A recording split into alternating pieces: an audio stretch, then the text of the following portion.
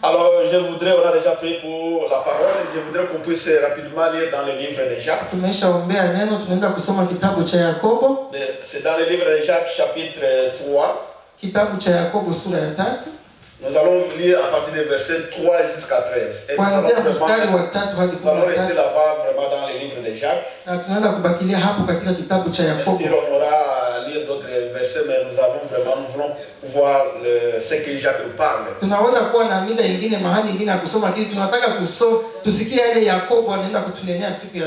Alors quelqu'un nous lit dans le livre de Jacques rapidement. Jacques chapitre 3, verset 3 à 13. Yakobo sura ya 3 hadi 13. À partir de 3 jusqu'à 13. Je lis au nom de Jésus. Jacques 3 à partir de 3 à 16. Si nous mettons les morts dans la bouche des chevaux pour qu'ils nous obéissent, nous dirigeons... 3 à 13, s'il vous plaît. Oui. 3 à 13, oui. C'est 3, oui. Oui. Jacques 3, 3 aussi. Oui, Jacques 3, 3 à 13. Oui, oui c'est là. Merci. Amen. Si nous mettons les morts dans la bouche des chevaux pour qu'ils nous obéissent, nous dirigeons aussi leur corps tout entier. Voici, même les navires qui sont si grands et qui poussent des vents impétueux sont dirigés par un très petit gouvernail au gré du pilote. De même, la langue est un petit membre et elle se vante de grandes choses. Voici, comme un petit feu peut embraser une grande forêt. La langue aussi est un feu. C'est le monde de l'iniquité. La langue est placée parmi nos membres, souillant tous les corps et enflammant les cours de la vie, étant elle-même enflammée par la gêne. Toutes les espèces de bêtes et d'oiseaux, de reptiles et d'animaux marins sont domptés et ont été domptés par la nature humaine. Dompter signifie domestiquer. Yeah. Mais la langue, aucun homme ne peut la dompter. Personne. C'est un mal qu'on ne peut réprimer. Elle est pleine d'un venin mortel. Par elle, nous bénissons le Seigneur notre Père, et par elle, nous bénissons les hommes faits à l'image de Dieu. De la même bouche sort la bénédiction et la malédiction. Il ne faut pas, mes frères, qu'il en soit ainsi. Il ne faut pas, mes frères, qu'il en soit ainsi. Parole du Seigneur. La source. Non. Oui. La source fait-elle jaillir par la même ouverture l'eau douce et l'eau amère? 12. Un figuier, mes frères, peut-il produire des olives ou une vigne de figues? De l'eau salée ne peut pas non plus produire de l'eau douce. Lequel d'entre vous est sage et intelligent? Non, c'est 12. Parce que 13, ça parle d'autres choses. Amen. Alléluia. Amen. Alléluia. C'était une longue lecture. C'est très important que nous puissions comprendre ce que Jacques nous écrit ici. Alors, l'enseignement d'aujourd'hui, je l'avais intitulé Les dangers de la langue. Mafundisho yangu ya siku ya leo kichwa cha neno ni kusema shida zilizokuwa ndani ya ulimi. Les dangers de la langue. Hatari ziko ndani ya ulimi. Avant de commencer comme d'habitude, je voudrais qu'on puisse parler un peu sur le livre de Jacques. Mbele ya kwanza kuitaka kwanza kusoma kwanza ajili ya kitabu cha Yakobo. Le livre de Jacques est écrit par Jacques lui-même. Kitabu cha Yakobo kiliandikwa na Yakobo mwenyewe. Et Jacques c'est le demi-frère de Jésus-Christ. Na huyo Yakobo alikuwa ni ndugu wa Yesu Kristo. C'est le fils de Marie. Ni kijana wa Maria. Il est demi-fils parce que Jésus avait un autre père qui n'était pas Joseph. Ajili Yesu Kristo alikuwa na baba mwingine mwenyewe hakuwa Yosefu. Mais Jacques ici, il était aussi pasteur de l'église à Jérusalem. Huyo Yakobo alikuwa na yeye mtumishi mkuu katika kitabu nchi ya Yerusalemu. C'est un livre qui a été écrit par un pasteur de l'église. Ni kitabu kiliweza kuandikwa na mchungaji wa kanisa. C'est pourquoi le livre de Jacques comme le livre d'Éphésiens, c'est un livre qui est adressé, le message est adressé à l'église. Kitabu cha Yakobo kama vile kitabu cha Waefeso ni kitabu kenye kinaelekea ajili ya Wakristo. Alléluia. Amen. Ici, il ne parle pas de quelqu'un qui veut appeler les gens à venir à Jésus-Christ. Aongelea ajili ya wito wa watu waje kwa Yesu Kristo. Jacques est en train de parler aux gens qui sont déjà sauvés. Yakobo anaongelea kwa watu tayari wameokoka. Le message est adressé adressé aux gens qui sont déjà en Jésus-Christ. Ujumbe ni wa watu tayari wameokoka wako ndani ya Kristo. Alléluia. Amen. Alors c'est ainsi que Jacques, en tant que pasteur, Na ndio maana Yakobo kama mchungaji il écrit ce message à l'église. ameandika ujumbe huu juu ya Et kanisa. le livre de Jacques a des objectifs. Na kitabu cha Yakobo kiko na lengo mbili. Le premier objectif, Lengo la kwanza ni hili. c'est de corriger la fausse croyance selon laquelle Ni kuweza kukosoa ile kutokujua na ama maadhibisho yasiyoweza kuwezekana ndani ya personne ne peut kanisa. avoir la foi sans changement de comportement. Sio kusema kwamba mtu anaweza kuwa na imani pasipo kubadilika Il y tabia. avait à l'époque de Jacques Unajua wakati wa Yakobo une doctrine qui disait, kulikuwa sheria inasema hivi, comme la foi, c'est la foi qui sauve, kusema kwamba ni imani ndio c'est-à-dire inaokoa. que je peux avoir la foi, Ninaweza kuwa na imani, peu importe d'autres choses que je peux faire dans le corps. haijalishi mambo ingine ninafanya katika mwili huyo, hiyo sio shida. Amen. Amen. Donc Jacques a écrit ça pour combattre cette sorte de doctrine. Yakobo aliandika hii kitabu kuweza kupiganisha hiyo ujuaji ulikuwa wakati Et huo. le deuxième objectif de livre de Jacques, Na wengine tuna lengo la pili ya kitabu cha Yakobo c'est pour donner les conseils pratiques, les instructions ni pratiques kuweza kutoa ushauri kwa watu sur une vie chrétienne. ajili ya maisha ya Ukristo. Alléluia. Amen. Alléluia. Amen. Donc quand vous lisez le livre de Jacques, Tunaposoma hiki kitabu cha ce que Yakobo, vous allez rencontrer, c'est le message pour l'église. maneno tutaenda kukutana katika kitabu cha Yakobo ni ujumbe ajili ya kanisa. En tant que les gens qui sont déjà en Christ, Na wanatuonyesha namna gani watu wako ndani ya Kristo. comment nous devons mener notre vie. Namna gani tuweze kutembea mwenendo ndani ya Kristo. Alléluia. Amen. Quand vous lisez le livre de Jacques, Tunaposoma hii kitabu cha il veut vous Yakobo, montrer quel est le comportement que nous devons adopter en tant qu'enfants de Dieu. anataka kutuonyesha mwenendo gani tunapaswa kuwa nao kama Wakristo. Et comme nous l'avons annoncé depuis le début de cette année, Na kama sisi tunaweza kutangaza hata mwanzo wa mwaka le huu, terme de notre année, kichwa cha mwaka huu ce sera la bienséance itakuwa ni mwenendo matendo mema et l'action de grâce. na kuweza kutoa Alors, dans shukrani. le cadre de la bienséance, Na hiyo kukutu wema voulons à ce que l'Église puisse savoir que ce ne suffit pas seulement d'être chrétien, tunaenda tu kusoma ile utu wema, haitoshi tu kuwa mais il y a Mkristo. d'autres choses que nous devons faire dans notre comportement. Kuna mambo mengine tunapaswa kugeuza katika mwenendo Parce qu'il y wetu. a des gens qui n'ont pas besoin qu'on puisse lire la Bible pour qu'ils puissent venir à Jésus. Kuna watu hawana haja uweze kuwasomea Biblia Mais ili uweze notre kwa Yesu. comportement et nos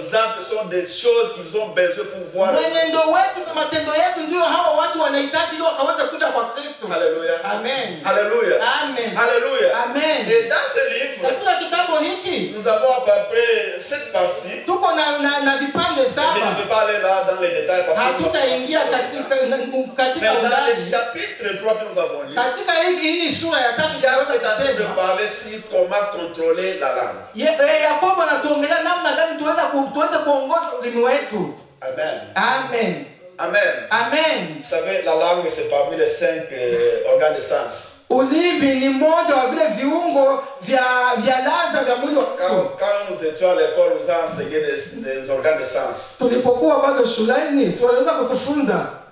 Tunakumbuka. Il y a l'organe de toucher. Huko ile kiungo cha kuweza kugusa. Il y a l'organe de l'odorat. Huko ile ya kutoa harufu. Il y a l'organe de quoi encore? Kiungo cha kulaza. De l'ouïe. L'ouïe, kusikia, ile ya kusikia.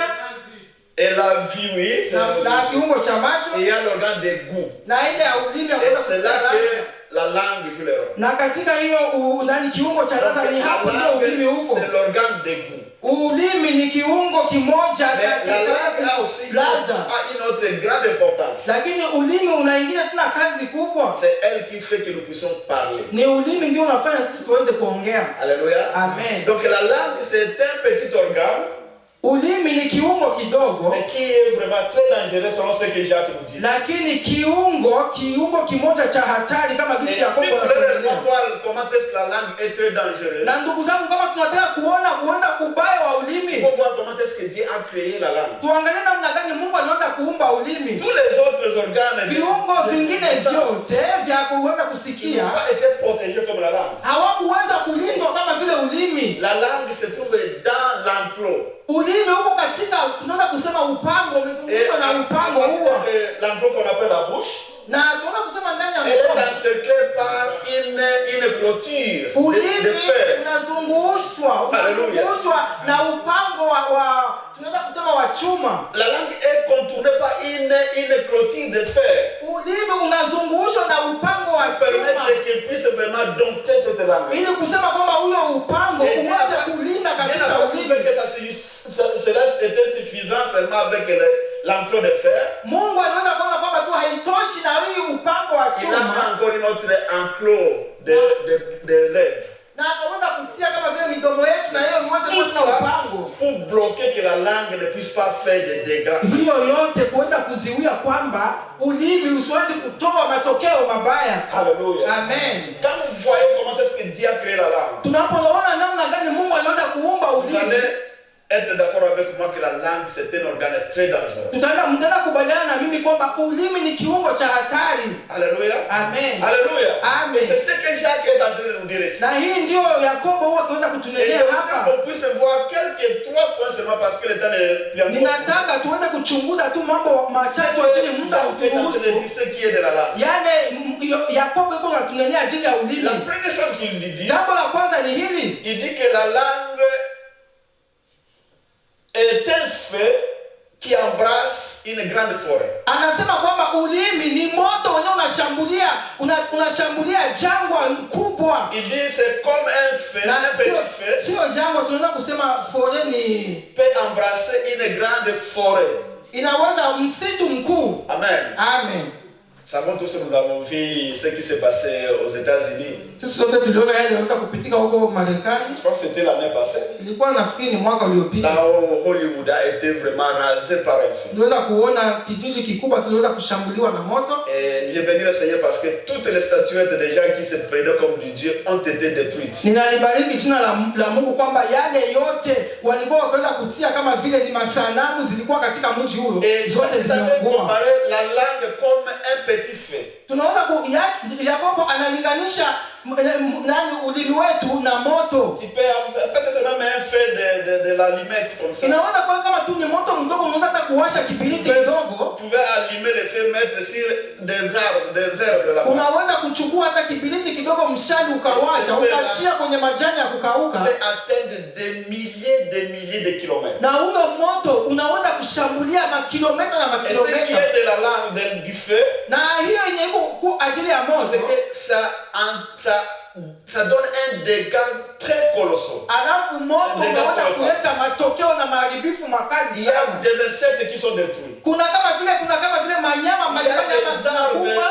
Les biodiversité qui est détruite. Kuna mambo makubwa yanaweza kuwa katika msito huo yakaharibika. À cause d'un petit feu peut-être. Ajili labda ni ya moto mdogo. Quelquefois c'est un fumeur qui a jeté seulement le reste. Labda ni mtu tu mvutaye alikuwa akivuta sigara ameweza kurudisha hiyo sigareti yake. Le dégât est vraiment très colossal. Alafu tukaweza kutoka maharibiko wakaharibikiwa vitu vingi sana. C'est ça l'effet de la langue. Na hiyo ndio matokeo ya ulimi. C'est ce que Jacques est en train de nous dire. Na hii ndio Yakobo yuko na que la langue c'est comme un petit feu. Ulimi ni kama vile moto mais avec des dégâts très colossaux. Lakini naweza kuleta maharibifu makubwa sana. Que la langue ulimi anatuambia hivi est très dangereuse parce que ça peut détruire une très grande forêt. Ulimi ni wa hatari sana juu unaweza kubomoa msito mkuu. Et je voudrais vous dire la langue. Nataka kuambia siku ya leo ulimi déjà détruit beaucoup de familles. Tayari imeisha kuharibu kwanza il y a des familles qui étaient soudées. Labda ilikuwa ni familia walikuwa il y avait des amitiés qui étaient tellement soudées. Kulikuwa watu wenyewe walikuwa na ule urafiki wa kuungana. À croire s'il était une famille ou c'était des amitiés. Watu walikuwa wanashindwa kutofautisha kama hawa ni marafiki ama ni familia. Une petite parole. Lakini ajili ya neno ndogo et la famille a été disloquée. Familia ziliweza kugawanywa. À cause de la langue, nous avons vu même des grandes églises. Tukaona hata ajili ya ulimi kanisa ziliweza kubomoka à cause de la langue. Ajili ya ulimi. Les dégâts de la langue est très. Matokeo ya ulimi ni ya hatari sana. Voilà pourquoi mes frères et sœurs. Na ndio maana ndugu zangu, nous devons savoir comment nous devons dompter notre langue. Ni lazima tuweze kujua namna gani ya kuweza kuchunga ulimi wetu. C'est important en tant qu'enfant de Dieu. Hiyo ni ya muhimu sana kama wana wa Mungu. Prendre conscience de ce que nous sommes en train de dire. Tuweze kuchukua nafasi ya yale mambo huwa tukiyaongea. En tant que qu'enfant de Dieu, nous devons savoir la parole que nous sommes en train de dégager dans notre vie. Parce que cette parole que tu lances peut faire en sorte qu'une personne ne vienne plus à l'église. Et cette personne allait à Genem à cause de la parole. Aujourd'hui, il y a des gens qui ne peuvent plus venir à l'église. Non seulement parce qu'ils n'aiment pas Dieu. Non, parce qu'ils n'ont pas envie de venir à l'église. Mais à cause des paroles qu'ils ont subies des personnes qui sont à l'église. À moins que je puisse mourir. Les dangers de la langue. La langue a la puissance de détruire toute une famille. La langue a la capacité de détruire toute une amitié. La langue a la capacité de détruire toute une église. Voilà pourquoi mes frères, nous devons savoir comment contrôler la langue.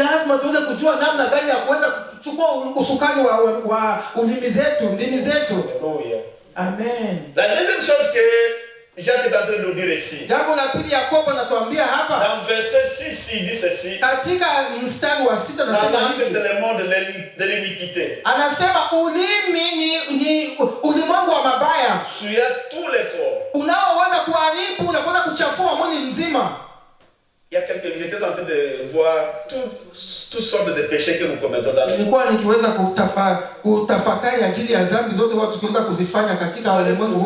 Presque toutes sortes de péchés que nous commettons tous générés par la langue. Amen. Amen. La médisance, la calomnie, même l'adultère. Hata tunaweza kusema usharati na ovyo mtu aweze kufanya usharati na vile vile ni maneno ndio yanatangulia. Le vendredi on était en train de suivre une histoire avec mon épouse à une émission qu'on appelle Point d'accord. Tulikuwa tukiweza kufuata pamoja na mke wangu siku ya tano hadithi ni kipindi kwa tukiweza kupitika kwenye mtandao wanaita Accord. Je ne sais pas si l'État va nous permettre de le faire.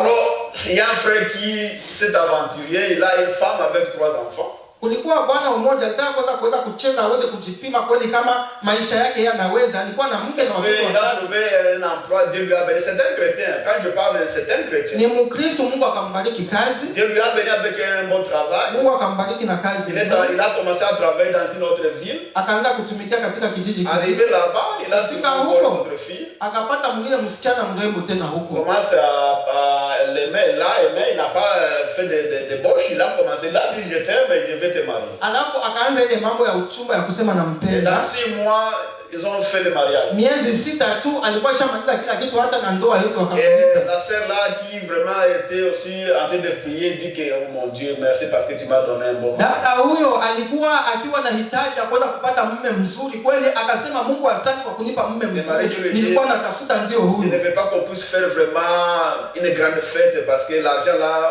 au lieu d'abuser ça on peut utiliser dans les. Alafu huyo mume akamshauri hivyo basi tusiweze kufanya sheria ya harusi, mariage ya kuweza kuchukua pesa nyingi sana. Tufanye tu ndoa kidogo ili pesa zetu ziweze kusaidia katika mambo mengine ya maisha. Il ne voulait pas que cela soit vu par tout le monde. Basi mume huyo alikuwa anajua maisha yake, kwa anataka watu wote wajue.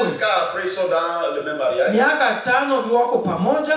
La femme découvre que le monsieur a une autre femme avec 3 enfants. Alafu bibi ndio anakuja sasa kugundua kama bwana huyo iko na mke na watoto 3 mahali hivi. Il a jonglé les 2 femmes. Basi iko anacheza mchezo wa mama wawili. Et ce qui était triste dans toute cette histoire là. Alafu la hasira katika hadithi hii ni hili. La femme là avec 3 enfants c'est une cousine de la sœur là dans notre vie. Bila kujua kumbe ule bibi yake mkuu alikuwa binamu ya huyo mke wa pili unyali na kuoa bila kujua. Courte puis après tout ça la maman de la femme, la dernière femme lui a conseillé d'aller à l'élection. Alafu huyo mwanamke wa pili basi kwanza kutafuta uchunguzi ajue nini kinaendelea. Mama yake akamshauri ende katika hicho kipindi akaambie ili waweze kuwapatia suluhisho kwa shida hiyo. La femme lui dit après tout ça beaucoup d'histoire, la femme lui dit non, moi aujourd'hui c'est terminé, tu es menteur, prends ta bague et puis jette la bague à l'homme. L'homme qui dit non, on ne peut pas divorcer parce que nous sommes chrétiens. Ça m'a vraiment énervé. Alafu sasa kia ajabu ya kutia hasira ni kwamba ule mama alitoa ile pete ya ndoa akamtupia akamwambia mimi sitaki tena siku ya leo, kumbe wewe uko muongo. Bwana anaanza kumbembeleza kusema hatuwezi kuachana, ujue kama sisi tuko wa Kristo. Nous ne pouvons pas divorcer parce que nous sommes des chrétiens. Ujue kama hatuwezi kuachana sisi ni wa Kristo. Quelle sorte de chrétiens? Banduku hao ni aina gani ya Ukristo? Alors c'était vraiment dommage de voir vraiment les gens qui sont dans. Et puis c'est un chrétien, il a des années dans l'église. Alafu la ajabu ni kwamba kwani bwana huyo ni Mkristo, yuko ndani ya kanisa miaka kadhaa. Je me demandais est-ce que ce frère a été déjà enseigné du comportement d'un enfant de Dieu. Alafu watu wakajiuliza kwani kama baba huyu alikuwa tayari amepata mafundisho ya kama vile mwana wa Mungu kuishi ndani ya kanisa. Les grands dommages que nous avons à l'église, les gens veulent entendre le message de la bénédiction seulement. Ya ajabu ni kwamba makanisa ya siku ya leo watu wanakuwa wanataka tu kupata ujumbe wa baraka. Ils ne veulent pas entendre les comportements d'un enfant de Dieu. Comment est-ce que vous comportez en tant qu'église? Hawataki kusikia maneno ya mashauri ya mwenendo ya wana wa Mungu. Et l'homme a été vraiment mouillé jusqu'à ce qu'il commençait à pleurer devant tout le monde. Bwana akaruana akaanza kulia mbele ya watu. La langue c'est un monde de l'iniquité. Ulimi ni kiungo cha uovu. Ça peut souiller votre corps. Inaweza kuchafua mwili wako wote. Alors le troisième point que je voudrais vraiment qu'on puisse parler, on n'a pas suffisamment de temps, on va voir ce qu'on va faire. Jambo la tatu tunataka kuongelea ni hii. Et Jacques nous parle que la langue est pleine de vins mortels. Alafu Yakobo anatuambia hivi, aseme ulimi unajaa sumu na sumu ya kuua. La langue a la capacité de faire mourir les gens. Ulimi uko na uwezo wa kuweza kuua watu. Quand nous lisons dans Proverbes 18 et 21, tunaposoma kitabu cha Mezali sura la mort et la vie sont au pouvoir de la langue.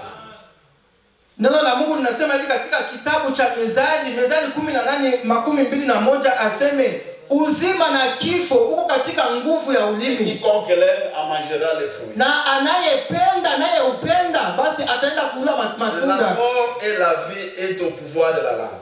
Kifo na uzima uko na nguvu katika ulimi. C'est-à-dire que la langue peut tuer. Inamaanisha kwamba ulimi unaweza kuua. Je vais terminer par là parce qu'on n'a pas suffisamment de temps. Ninamalizia hapo Je vais vous donner une petite historiette. Ninaenda kuwapatia hadithi ndogo.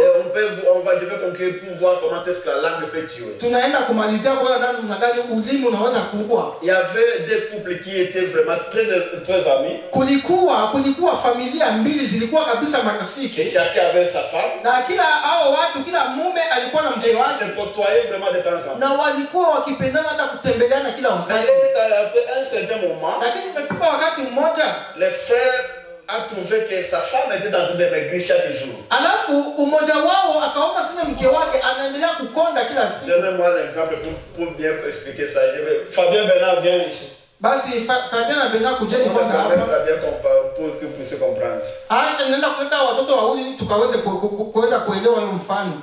Je vais terminer par là. Na naenda kumalizia hapo. Nous avons deux amis ici. Tuko na hao marafiki wawili. Fabien a son épouse. Fabien iko na mume wake, iko na mke wake, na Bernard iko na mke wake. Il y a une gift de Bernard. Il y a une gift de Bernard. Amen. Alors, la femme de Fabien est en train de maigrir chaque jour. Alafu mke wa Fabien anaendelea kukonda kila siku. Et la femme de Bernard vraiment normal, une vie normale. Na ule mke wa Bernard yeye iko tu sawa kabisa. Mais en réalité, c'est le Fabien, le frère, l'ami Fabien qui a un peu de moyens. Lakini tukiangalia kwa ukweli ni kijana Fabien ndio mwenye familia yake kuna uwezo. Et dans notre société, surtout là où nous venons, quand vous avez des moyens, quand même la famille est heureuse. Na katika maisha tunaishi sisi wa Afrika, mtu alikuwa na uwezo, wako na maisha mazuri. Une femme avec un mari qui a des moyens, elle va être vraiment heureuse. Ule mke mwenye kuna mume wa uwezo, mke mwenye kuwa na raha, hata ukiangalia mwili wake. C'est le contraire. la femme de celui qui a de l'argent maigrissait toujours. Lakini hiyo ilikuwa ni kinyume tu, ule mke wa ule mtu alikuwa na pesa, yeye ndo alikuwa anaendelea kuponda. La femme de celui qui n'a pas de moyens, suffisamment de moyens, elle était vraiment. Lakini ule mke wa ule mwenye alikuwa hana uwezo mkubwa, yeye kuna afya nzuri. Alors un jour les deux amis se parlent et se demandent mais pourquoi ta femme vraiment elle va la bonne santé? Alafu kama marafiki wakaanza kuongezea kusema mbona naona mke wako anaendelea kukonda, nini mbaya? Alors l'ami qui lui dit, Bernard qui lui dit non, ma femme vraiment on est à l'aise, on se comprend bien, la vie va bien. Voilà pourquoi peut-être elle est heureuse de notre famille. Alafu huyu mwenyewe hana uwezo kumwambia mimi hakuna kitu kabisa, mke wangu iko sawa, ni kama vile analizika na maisha wao tukiishi. Mais l'ami ici est très sage parce qu'il connaît la famille de son ami. Yeye huyu mwingine rafiki iko na hekima jili, anaelewa maisha ile familia ingine. C'est dans la famille des Fabiens. Alafu yale mambo yakitendeka katika familia ya huyu mwenzake, à chaque fois que l'homme vient à la maison, kila mara ule mume anapokuja nyumbani avec un sachet de sorte de viande de roi, anakuja kija na emea na ni sachet kubwa, il jette à sa femme. Anamtupia mke wake.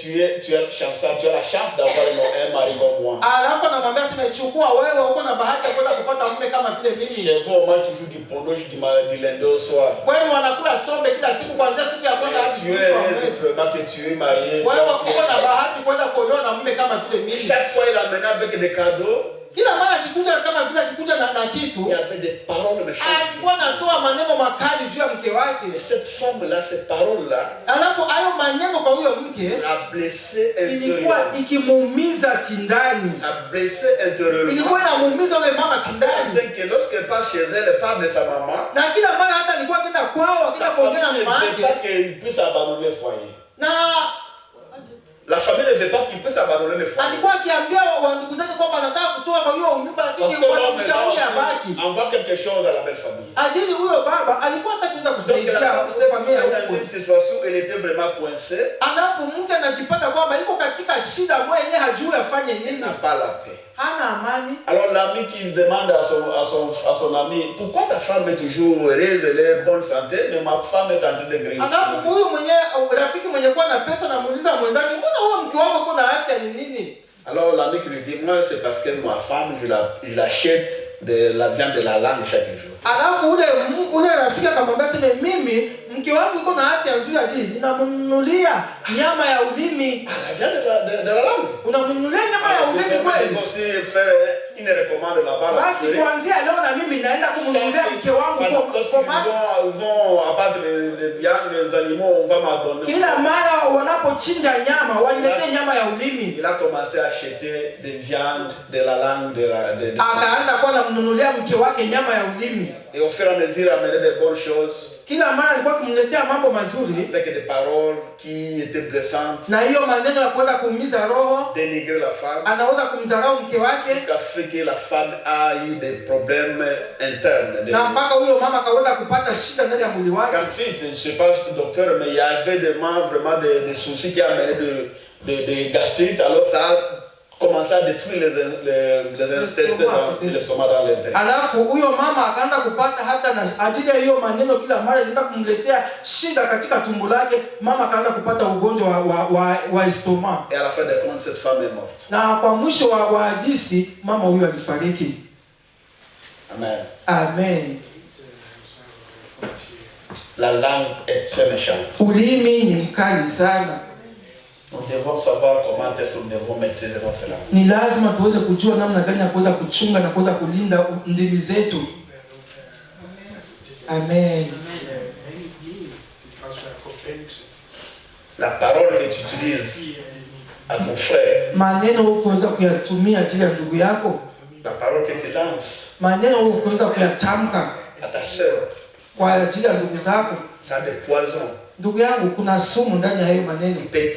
Inaweza kuua. La langue a la capacité de tuer des dons spirituels. Ulimi uko tena uwezo wa kuweza kuua vipaji vya roho. Il y avait des gens qui avaient des dons spirituels dans l'église. Kuna watu walikuwa na vipaji vya roho ndani ya kanisa. C'est surgit des gens qui ont commencé à parler des paroles. Lakini waliweza kukutana na watu wenye kuwa na maneno makali. C'est que les dons se sont tués. Mpaka na wakati hivyo vipaji viliweza kuzimika. Il y avait des gens qui étaient des bons chrétiens. Kuna watu walikuwa Wakristo watu wazuri, mais à cause de la langue, ajili ya ulimi, ils sont rentrés. wale watu walirudi nyuma. Au lieu de continuer dans cette église, Walirudi wakaosema kuliko kuendelea katika kanisa hiyo, je reste à la maison. ni vizuri hata niweze kubaki nyumbani. Mes frères et sœurs, Ndugu zangu, nous devons savoir comment est-ce que nous devons. ni lazima tuweze kuchunga ndimi zetu. Que Dieu nous bénisse. Mungu akubariki.